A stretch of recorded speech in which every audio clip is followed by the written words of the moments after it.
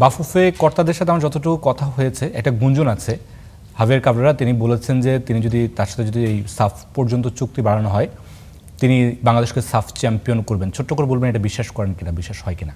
সাফের এই মুহূর্তে আমাদের দলের যে স্ট্রেংথ রয়েছে, হ্যাঁ, আমরা আমাদের নর্মাল এখানে কিন্তু কাবরেরার থেকে আমাদের লোকাল অনেক ট্যালেন্টেড কোচ আছে, তাদেরকেও যদি দায়িত্ব দেন তারাও সাফ ফুটবল চ্যাম্পিয়ন করার মতো ক্ষমতা রয়েছে। লাইক মারুফ ভাইকে যদি দায়িত্ব দেন বা মিন্টু ভাইকে যদি দায়িত্ব দেন, তারা কিন্তু এই যে স্কোয়াড রয়েছে বরং বেটার করবে। আমি ড্যাম শিওর, ওভার শিওর তারা কাবরার থেকে বেটার করবে। বাট সে যেটা বলেছে এই কারণে, কারণ সাফের দলগুলি এই মুহূর্তে আসলে যে অবস্থা রয়েছে তার থেকে আমরা বেটার পজিশনে রয়েছি, ভালো অবস্থানে রয়েছি। সে হয়তো ওই কনফিডেন্ট থেকে বলেছে, বাট আমি আসলে ওই কনফিডেন্টটা ওর কাবরার থাকা অবস্থায় পাবো না।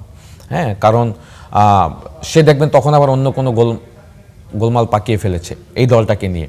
সুতরাং এটা আমার মনে হয় যে এই প্রসেসে যদি বিএফএফ যায়, তাকে আবার যদি কন্টিনিউ করে সাফ ফুটবল পর্যন্ত দায়িত্ব, এটা আমি আপনি যেটা বলেছেন যে এটা আত্মঘাতী সিদ্ধান্ত হবে। আপনাকে এমন একজন কোচ খুঁজতে হবে যেখানে ইন্টারন্যাশনালি জায়গাতে তার সাকসেস রয়েছে, প্লেয়ারদেরকে হ্যান্ডেল করার মতো ক্ষমতা রয়েছে এবং বড় বড় কান্ট্রিগুলিতে তার ন্যাশনাল টিম নিয়ে কাজ করার এক্সপিরিয়েন্স রয়েছে। এই ধরনের একজন কোচ যদি আমাদের দলকে দেন, আমি মনে করি যে আমাদের দলটা এই মুহূর্তে যে অবস্থা আছে, আমি মনে করি যে বেশ ভালো সুযোগ রয়েছে আপকামিং ম্যাচগুলি বা আপকামিং যে টুর্নামেন্টগুলি হয়েছে সেখানে ভালো করার।